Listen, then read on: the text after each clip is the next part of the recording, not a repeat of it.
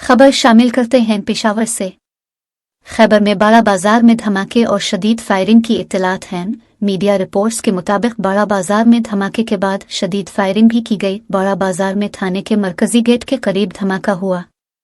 धमाके की जगह से धुआं उठता हुआ भी दिखाई दे रहा है। धमाके और फायरिंग के बाइस मुतअद्दिद अफराद के शदीद जख्मी होने की इत्तलात हैं। जख्मियों को डवगिरा अस्पताल मुंतकिल किया जा रहा है। धमाके के बाद बड़ा बाजार को बंद कर दिया गया।